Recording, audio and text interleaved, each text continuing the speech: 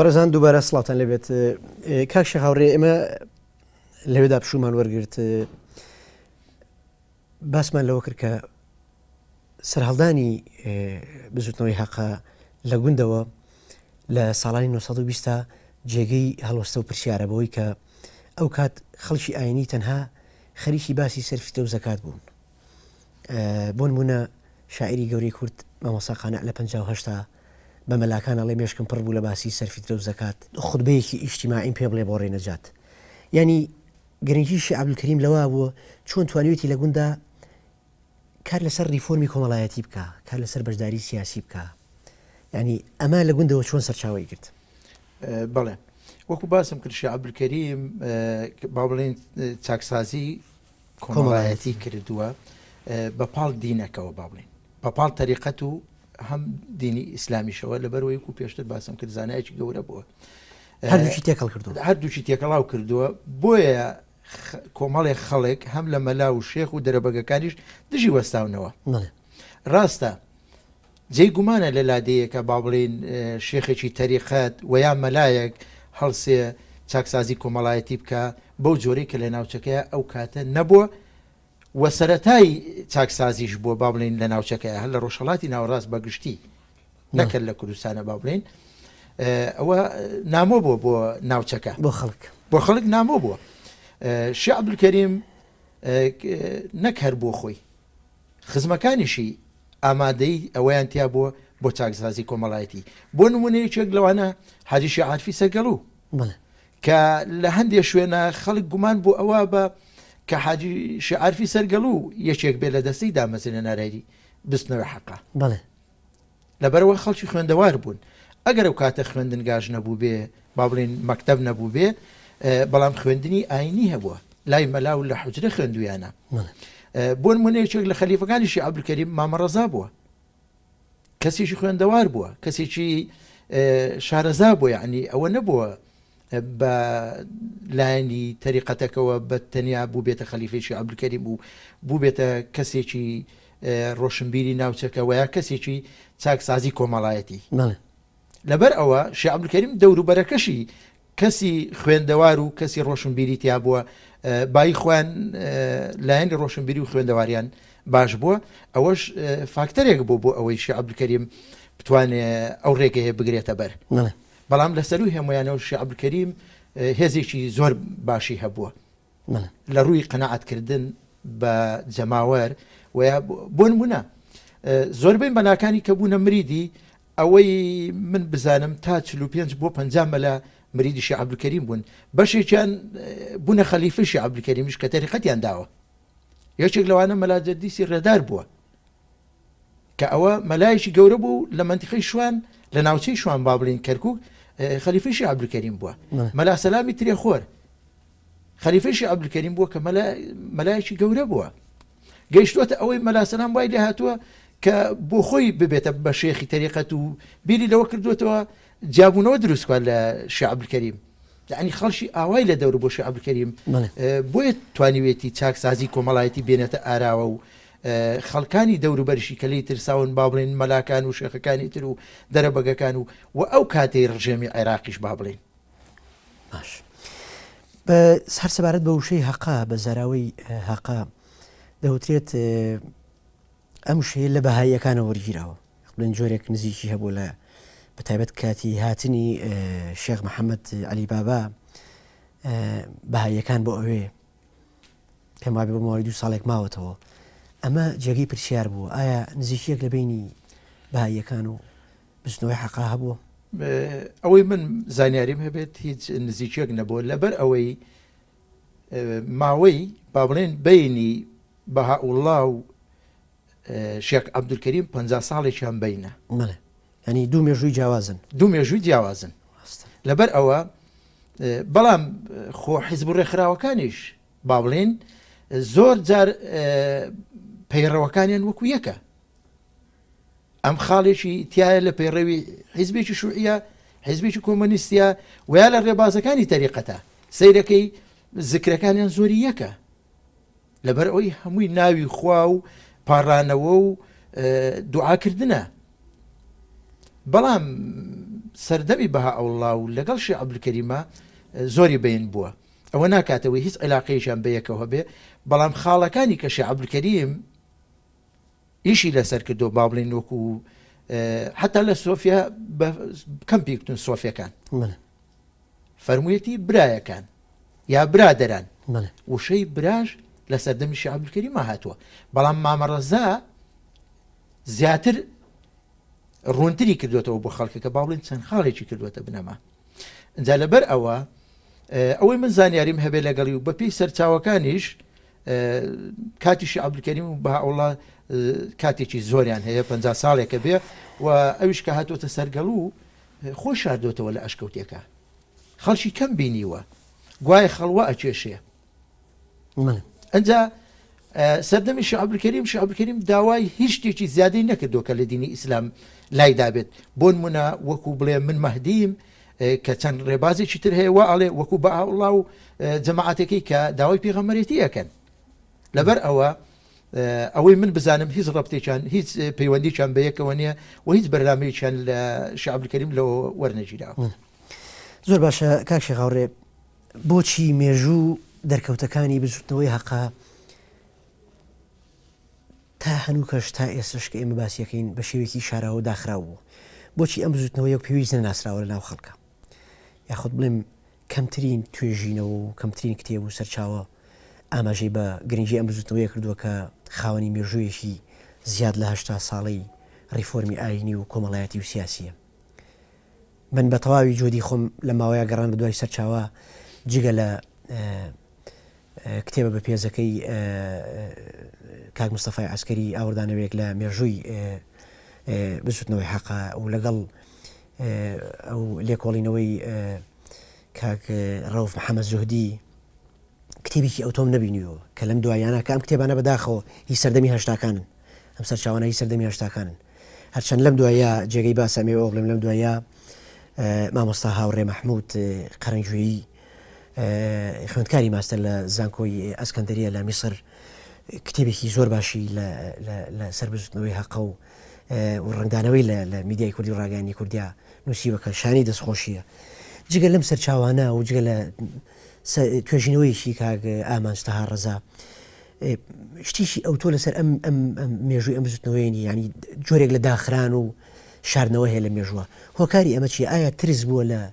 خەڵک دەرکەون ترسی بزوتنەوەکە بۆ لە خەڵک یاخود هەر کەم تەرخەمی و خۆشار جۆرێک لە خۆشاردنەوە داخران بوو؟ لەبەر ئەوەی شێخ عەبدولکەریم لەسەر لە تەریقەتەوە بووە، مرشیدی تەریقەت بوو، با بڵێن ئیرشادی کردو و تەریقەتی داوە، ئەوە بووەتە سەبەبی بەنهێنی هێشتنەوەی بزوتنەوەی حەقا. چونکە تەریقەت تەنیا ئەوانەی تەریقەت وەرەگرن پێویستیان لای مرید و سۆفیەکان پێویستیان بە ئەوەی خۆیان ئەیزانن ئەو زیکر و شتەی خۆیان ئەیکەن، تەنیا ئەوە لای خۆیانە و لە بینی خۆیان و خوایە و ئەوەی تری هیچی حەقا نهێنیتیان نیە و هیچ نهێنیشی تیان نیە، تەنیا تەریقەتەکە نەبێت. ئەویش کە شێخ عەبدولکەریم تەریقەتی داوە بە مریدەکانی، مریدێک تا مریدێک فەرقی هەیە، مریدێک تا مرید کە تەریقەتی وەرگتووە فەرقی کردووە لە بینیانە، تحملی چی کرد بێت با بڵێن توانای چەندی هەبوو بێت بەو شێوە کاری لەگەڵا کردووە. مرید هەیە بۆتە خەلیفە، مریدیش هەیە تاکو وەفاتی کردووە هەر بە مریدێکی سادە و ساکاری ماوەتەوە و ئەوانیش لای خۆیان مریدەکانی شێخ عەبدولکەریم و شێخەکانی حەقەش ئەڵێن ئێمە بۆ ئەومان نەکردووە ناومان بچێتە کتێبەوە و یا ناومان بچێتە ناو ڕاگەیاندنەوە کە بە تایبەتی لەو سەردەمەیە ڕاگەیاندن کەم بووە و نووسەر و نووسین کەم بووە بە تایبەتی لە کوردستانی خۆمانە. ئەوەتە ئێستاش بینی مێژووی کورد کەم و کوڕێکی زۆری پێوە دیارە کە خۆمان نەمان نووسیوەتەوە. جا لەبەر ئەوە بەڵام هیچی وەکو مێژووی بزوتنەوەی حەقا نییە. پرسیارەکە ئەوەیە زۆر بە داخراوی ماوەتەوە، ینی زۆر کەمترین سەرچاوە کەمترین ئاماژە. ئیتر نازانم هۆکارەکەی پەیوەندی بە ترسی کۆمەلگاوە بۆ لەو کاتە پەیوەندی بە تازەیی شێوازی بانخوازی ڕێبازەکە بووە. ڕەنگە ئەوانش وەکووتم هیچ نهێنێکی تیان نییە و ئەوەی تەریقەتەکەش وەریانگرتووە تەنیا خەتمە و وەکو تەریقەتەکانی تر وەکو نەقشبەندیەکان و تەچۆخانەقاکانی تر، بەڵام ڕاگەاندنی کوردی ئەو کاتە خەڵک نەبووە لە ناو خۆمانە وە کتێب نووسینەوە بۆ نمونە شێخ عەبدولکەریم زۆر نووسینەوەی هەبوو فەوتاوە دەستنووسەکانی مامە ڕەزا شتی هەبوو فەوتاوە ئەوانە هیچی نەماون بەڵام ئەوەی کە من بزانم هیچ نهێنێکی تیان نییە تەنیا ئەوە بووە ئەوەی ئەوان بۆ لایەنی خوا زیاتر کەوتویانە ئێمە تەریقەتێکە و ڕێبازێکە گرتومانە حتا شێخ عەبدولکەریم خۆی فەرموویەتی ئەمە ڕێبازێکە و ئێوە پێیا دێن پێشەوەی وەفات بکات کە مریدەکان دانیشتون و توێتی من لەو سەری جادەکەم ئەمە جادەیەکی قیرم بۆ دروستکردن ڕێبازێکی زۆر پاکە لەم ڕێبازە لامەدەن من لەو سەری جادەکە وەستاوم ئەوەی لە ڕێگاکە لا بدات ئەکەوێتە ناو درک و داڵ و هەڵدێرەوە ئەوەی بە ڕێبازەکە شابێ و بە جادەی قیرەکەی بێ ئەگاتە لای ئێمە و ڕزگارێ بێت بەڵام ئەوترێت کاک شێخاوڕێ ئەوترێت برادرانی حەقە زۆر حەزیان لە خوێنەواری نەبووە ئەم قسەیە چەند ڕاستە بە پێچەوانەوە هەرچەند ڕای جیاواز هەیە لەسەر ئەوە بە پێچەوانەوە بۆ نمونە لە ساڵی سیەکاندا با بڵێن 35 36 خوێندنگە هەبوو لەسەر گەڵوو کوڕانی شێخ عەبدولکەریم و مامە ڕەزا و حاجی شێخ عارف و هەمووی لەوەی خوێندویانە هەمووی لەوەی عەسکەر خوێندنگای لێ بۆ قوتابخانەی لێ بۆ لەوەی خوێندویانە بۆ نمونە کوڕی مامە عەبدوڵڵا هەمووی خوێنەوار بوون مامە عەبدوڵڵا خۆی خوێنەوار بووە لەگەڵ ئەوەشە کە حاجی شێخ ڕەزا مەلا بووە و شێخ عەبدولکەریم مەلا بووە قەت دوور نەکەوتونەوە لە خوێنەواری و لە ئەوە بەڵام بەداخەوە وەکو عەرزم کردی ناحەزان ئەمانەیان بۆ دروست کردوون کە ئەمانە خوێندەوار نین ئەمانە نەخوێندەوارن کوڕی مامە ڕەزا لە پەنجاکان قانونی تەواو کردووە دکتۆر عەلی عەسکەری لە 50 و 60ەکانە خوێندنی تەواو کردووە و لە 60ەکانە لە ئەمریکا بوو و ئێستا دکتۆرە مستەفا عەسکەری لە 50ەکانە قانونی تەواو کردووە بەڵام شاکر فەتا حەڵێ ئەڵێ من تا قەناعەتم بە برادرانی بزوتنەوەی حەقە کرد لە کەلکەسماق مەکتەبێکیان بۆ بکەینەوە زۆر بە ناڕەحەت ڕێگەیان پێیاین ئەو ترێ زۆر جار ترسی برادرانی بزوتنەوەی حەقە لەوە ئەوە بووە کە مامۆستایەک بێتە گوندەکە و دەرسی عیلمی بڵێتەوە و بە جۆرێک جۆرەکان خەڵکی بزوتنەوەی حەقە دوور بخاتەوە ئەم قسەیە چەند ڕاستە ئەوەشەوەی من زانیاریم هەبێت لەسەری بەو شێوەیە نییە چونکە کە قوتابخانە هاتووەتە کەڵکەسماق لە خانووی ماڵی مامە ڕەزایە بوو لە تەچیەکەی مامە ڕەزایە بووە کوڕی مامە ڕەزا لەوێت لە خوێندویانە بەشێکیان بۆ نمونە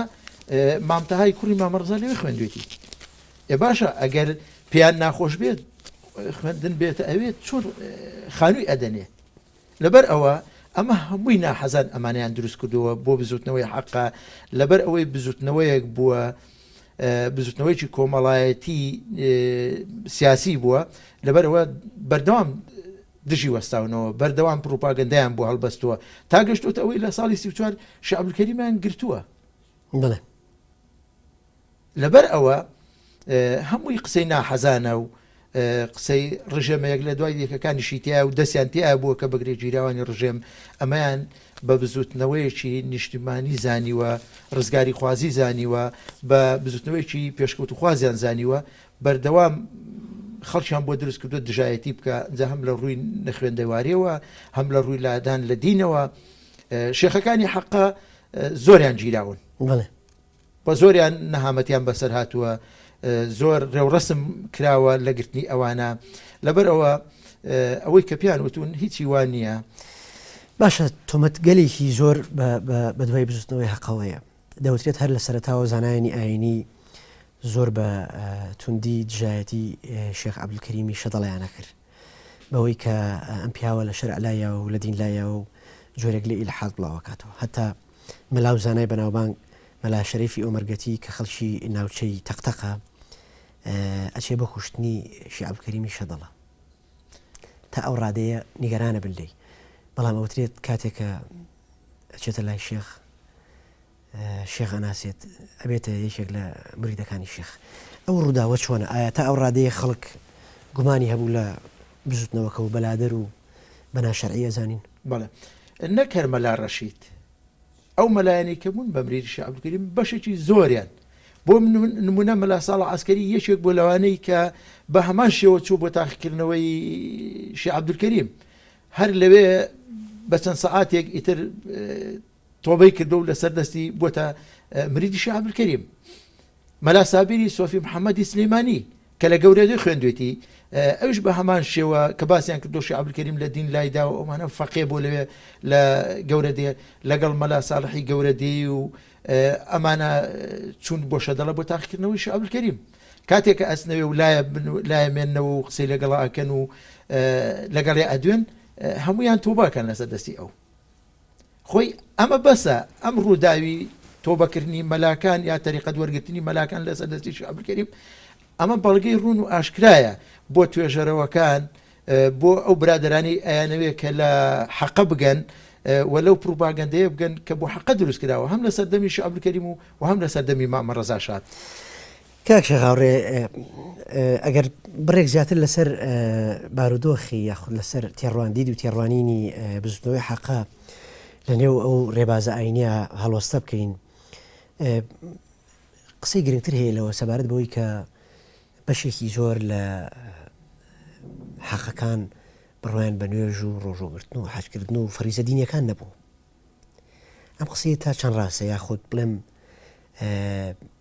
ئەو شتانی کە سەرچاوە مێژوویەکان ئاماژەی پێیەکەن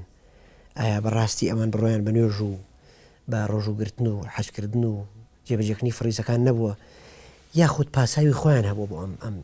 کارە؟ یەکێک لەوانەی کە مەلاکان لەگەڵ شێخ عەبدولکەریم لەسەری ناکۆک بوون ئەم پرسیارە بووە. بەڵێ با بڵێن نوێژ نەکردن کە گوایە مریدەکانی شێخ عەبدولکەریم دوورکەوتونەوە لە نوێژکردن و لە ڕۆژوگرتن و با بڵێن لە ڕووی دینەوە، بەڵام بە پێچەوانەوە ئەمە وانە بووە لەبەرەوەی هەندێکیان مریدەکانی شێخ عەبدولکەریم لە نەتیجەی زۆر ڕۆچوونیان لە ناو تەریقەتی نەقشبەندی و زۆر بیرکردنەوە گەشتونە ئەوەی کە لە بینی خۆیانە لەسەر وەحدانەتی خوا و یەکتایی خوا با بڵێن لەسەر ڕۆژی قیامەت لەسەر ئەمانە مناقەشی زۆر گەورەیان کردووە. یعنی گەیشتۆتە ئەوەی هەندێکیان خۆیان بەوە زانیوە کە ئەمانە ئەبنە وەزیری مەهدی. یعنی لە ناو دینە ئەمەندە خۆیان بە قاڵبووی ناو دینی ئیسلام و تەریقەت و ئەمە زانیوە. هەندێکیان لەم حاڵەتەیە تووشی لێ تێکچوون بوون گەیشتونە قۆناغی ئەوەی کە بگەنە قۆناغی شێتی با بڵێن سەر لێ شێواوی کە بەدەم وتنی شەتەحات و حاڵەتی نائاساییەوە گەیشتونە ئەوەی خۆیان لەشتی پیس لەشتی ئەمانە نەپاراستووە هەیانە نانی تەرک کردووە شتی زۆر پیسی خواردو با بڵێن لەسەر شوێنی پیس و لە ناو ئەمانەیە هەیە بۆ نمونە حەمەجوجەیە کە بۆ کە تۆبەی کردووە زمانی خۆی بڕیوە تا مردووە قسەی کەم کردووە. من خۆم بینیم لە ناو خوار ئاوی مزگەوتی سەرگەڵۆوە ئاوی ژێر مزگەوتەکان کە ئەڕاتە خوارەوە ئاوی کە لە ئاوەڕۆکە ئەچێتە دەرەوە ئەوەی خواردەوە لە ناو ئەوەیە دانیشت. باشە ئەوە نوێژی چی بکات؟ کەسێک بگاتە مریدێکی شێخ عەبدولکەریم بگاتە ئەوەی هەموو دنیا واز لێ بێنێت. باشە مامۆستا هاوڕێ مەحموود لە کتێبەکەی ئاڵێ شێخ عەبدولکەریمی شەدەڵە هیچ کات بەمە ڕازی نەبووە ئەم لەگەڵ شەتەحات و جەزبە لێدان و ئەوە نەبووە بەو شێوەی کە هەتا ئاڵێ جارێک حەمەسوورکەیەکێکە بێ لە مریدەکانی شێخ عەبدولکەریمی شەدەڵە دارکاریەکە لەسەر ئەوەی کە لە کاتی جەزبە حەمەسوور هاوارەکە ئاڵێ شەرع نەماوە. بەڵێ شێخ عەبدولکەریم ئەوەی زۆر بەلاوە ناخۆش بووە، بەڵام وەکو باسم کرد هەندێک لە مریدەکانیان گەشتونە ئەو حاڵەتەی نوێژ و ڕۆژ و هەموو شتیان هەندێکیان بەچێوە بوون، یعنی چوونە چێ و وازیان لە ئاوەدانی شێناوە ماوەیەک، بەڵام کە دوایی هاتوونەوە حاڵەتی ئاسایی و ئەمانە زۆر ئاسایی نوێژ و ڕۆژی خۆیان و شوغڵا کە بڵێن ختمە و هەموو شتێکیان زۆر ئاسایی لە خانەقایە کردو و چلایان گرت و ئەمانەیان کردووە. لە ئەم ڕوانگەیە و بۆ کەندێک لە مریدەکانیان گەشتونە ئەو حاڵەتەی حتا مەلا ساڵە عەسکەری ئەیگوت هەندێکمان من بۆ خۆم گەشتمە ئەو حاڵەتی میر و ملیۆنکەی ژنانم لە مل کردووە، هیچ شتێکم پێ عیب نەبووە، خۆم نوێژم نەکردووە کە زۆربەی خەڵک ئەزانێ مەلایەکی زۆر گەورەش بووە و مەلایەکی دیاریشە لە کوردستانە. بەڵام بۆ ئەم نوێژنەکردنە ئەوان پاساوی خۆیان هەبووە. هەتا لە کتێبەکەی کاک مستەفا عسکەری ئاوردانەوەیەک لە مێژووی بستنەوەی حەقا گفتوگۆیەکی بەڕێز عیزەدین مستەفا ڕەسووڵی تایە باس لە باوشی ئەکا مەلا ڕەسووڵ کاتێکە شێخ عەبدولکەریم شێدەڵە دێتە لای بۆ سەردانی شێخ گلەیی لە مەلا ڕەسووڵ ئەکا بۆی کە تۆ کە سەر بە ڕێبازی تەریقەتی نەخشبەندیت چۆن قسەت بە ئێمە و تۆ ئەوانە ئەویش پێ ئەڵێ ئێوە چکوم لە دین لاتان ناوە ئێوە تووشی ئینحیراف بوون ئێوە نوێژ ناکەن شێخ عەبدولکەریم شێدەڵە لە وەڵامە ئەڵێ ئێمە نوێژەکەین بەڵام خوا خۆی لە قورئانە فەرمێ واعبد ربك حتى يأتيك اليقين خوا بپەرستە تا ئەوەی کە ئیتر پێ ئەگەیت و ئیمانی پێهێنی و ئەگەیتە بڕوا پێی ئەم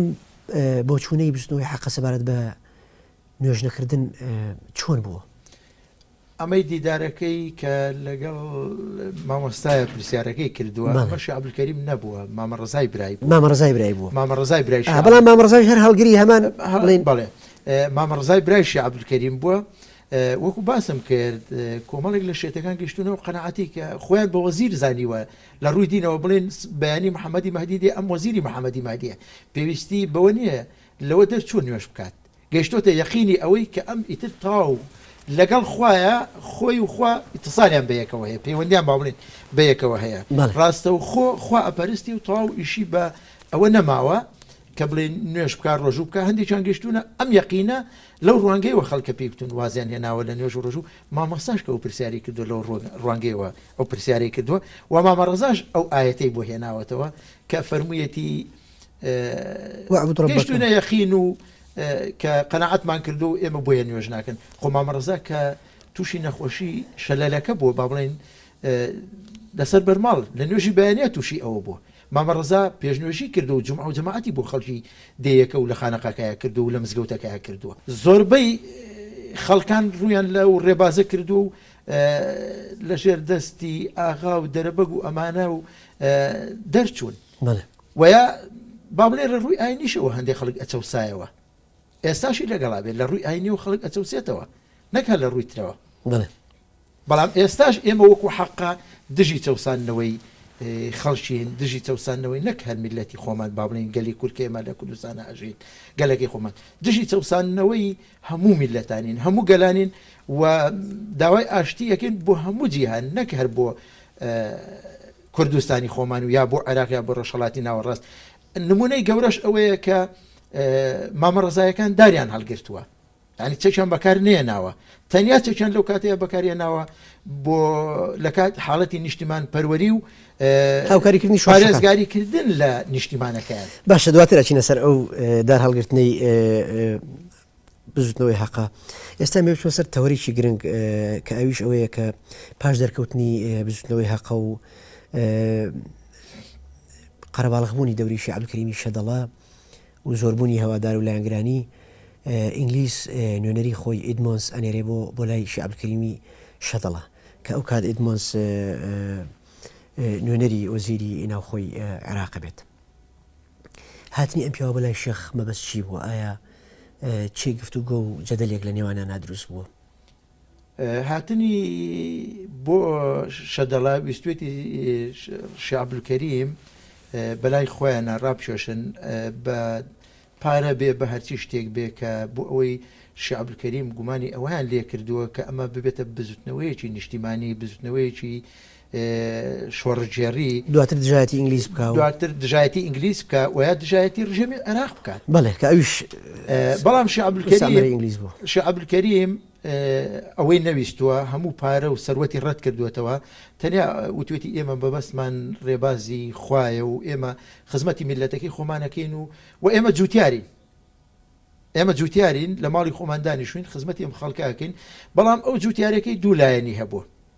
جوتیاری لە ڕووی جوتیاری بڵێن کردنی کشت و کاڵەوە بەڵام جوتیاریەکیان لە ڕووی ئەوەی جوتیاری کۆکردنەوەی خەڵکن بۆ ڕزگارکردنیان لە چەسانەوە و لە داگیرکاری جا لەبەر ئەوە هەر فعلەن شێخ خۆی جوتیاریش بووە ئەڵێن لە ناسنامە عوسمانیەکەی لە ئەو شوێنی کە نووسراوە مێهنان کە نووسراوە پیشە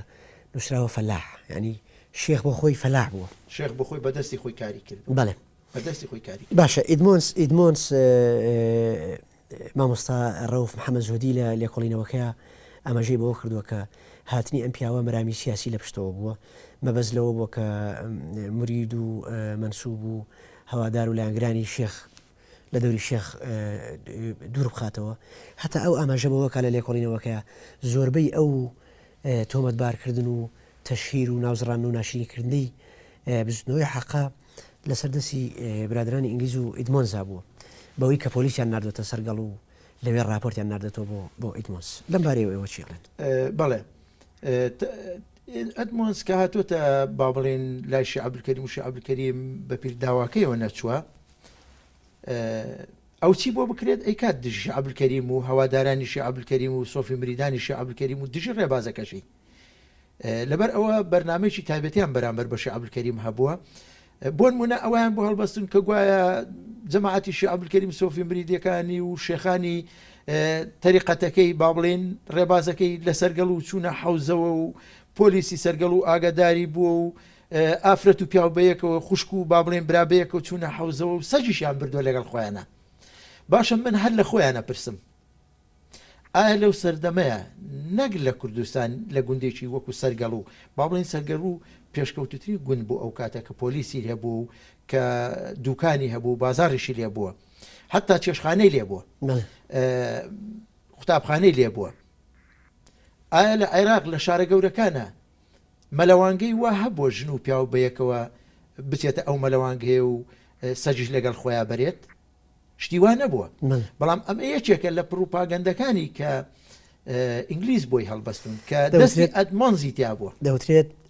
نردنی ئەم پۆلیسانە بۆ سەرگەڵ و ئەوەندەی بۆ کاری سیخڕی بوو ئەوەندە بۆ خزمەتکردنی خەڵک نەبووە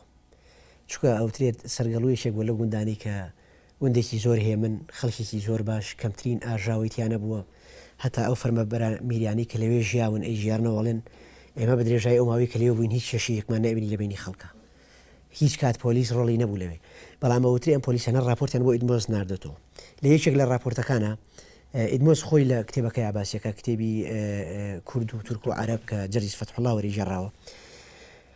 ئەڵێ راپۆرتیان بۆ ناردن پۆلیسەکان وتیان ئەمڕۆ ژن و پیاوی حەقا لە مزگەوتی لە حەوزی مزگەوت تا پێکەوە مەلایان کردەوە ئەم قسەیە چەند ڕاز بووە سەبارەت بە ئەوە ڕاز نییە چونکە سەرگەڵ و وەکو باسم کرد گوندێکی پێشکەوتوو بووە گوندێکی پێشکەوتوو بۆ لەو سەردەمای لەبەرەوە ڕاز نییە کە لە عێراقا شوێنێکی وانە بێ گوندێکی پسکۆلەی وەکو سەرگەڵ و مەلەوانگەی لەکوێ بوو بە شێوەیەک بچن حتا لە کوردستانە خۆمان بینی ومانە کوردستان عرف و عادەتی وا بووە کانی ژن و پیا و جیاواز بووە زۆر باشە کاک شێخ من ڕاتەگرم کاتی بەرنامەکە تەواو بوو لە ئەڵلقەکانی داهات و تەوەرەکانی داهاتوە تاوێکین بەڕێزان ئەڵلقە یەکەمی دیدارەکەمان لەگەڵ زۆر بەڕێز کاک شێخ هاوڕێ ڕابری بستنەوەی حەقە و سەرپەرشتیاری خانەخای کەسماق کۆتایی پێدێت تا ئەڵلقەی دۆم و تەواوکردنی تەوەرەکان بەخواتان سپێری خواتە لەگەڵ زۆر سپاس کاک شێخ.